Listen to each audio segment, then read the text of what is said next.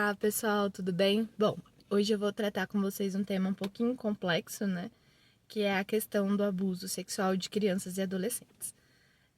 Primeiro, para começar a falar desse tema, né, a gente precisa ter clareza que o abuso, né, ele acontece principalmente hoje, né, na nossa realidade brasileira, nos dados que a gente tem disponível dentro das nossas casas, né? Então, o abusador ele não tem cara, né? É uma pessoa acima de qualquer suspeita.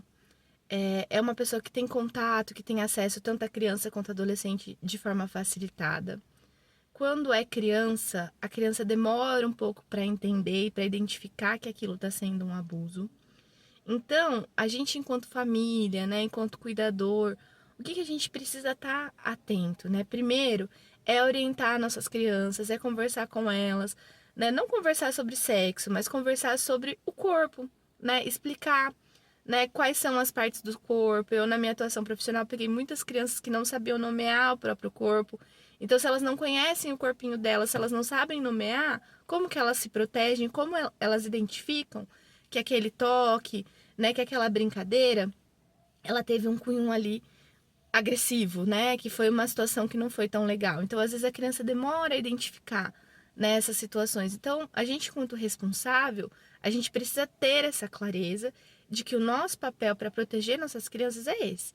É nomear a parte do corpo, é ensinar o que é parte íntima. Desde muito pequenininho a gente vai nomeando, vai conversando com as nossas crianças, vai falando, né, sobre o corpinho como forma de cuidado ali, de proteção, né? E nunca assim dizer, só pode tocar aqui mamãe e papai, né? Porque a gente tem um número muito alto de pais que abusam dos filhos, né? Então é dizer, olha, se o toque não for para ajudar a limpar, se vocês acharem, né, que não foi legal, conta pra mamãe, ou conta, né, pro tio, ou pra quem estiver orientando ali, o responsável ali pelaquela criança, né, aquela figura ali protetiva.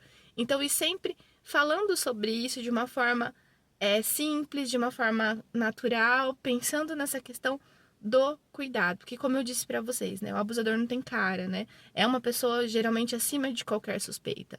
Uma outra coisa que a gente precisa ter clareza é que nem todo abusador é pedófilo, né? Pedofilia é uma doença e doença tem tratamento, né? Então tem alguns casos que não é pedofilia, né? Que o abusador ali, ele é um desvio de caráter mesmo, né? Então a gente precisa ter esse cuidado também para não colocar todos no mesmo pacotinho ali, dizer que todo abusador é pedófilo, né? Então a nossa parte é ensinar, orientar as nossas crianças, ficar atento a mudanças de comportamento. A criança ficava muito à vontade com aquele adulto, começa a se sentir desconfortável, né? A criança relata algumas coisas que ali talvez se ache um pouco estranha, né? Se você não tem clareza ou não consegue ali, né, identificar, procura a rede de proteção, procura pessoas ali, né? Vai no posto de saúde, conversa ali com o pessoal do posto, né? Vai no CRAS ali, próximo da sua casa, mas faz ali a tua parte, que é cuidar dessa criança e proteger, né? A gente vai conversando mais sobre isso. Em breve eu vou fazer um post, né, sobre os sinais ali, como a gente identificar.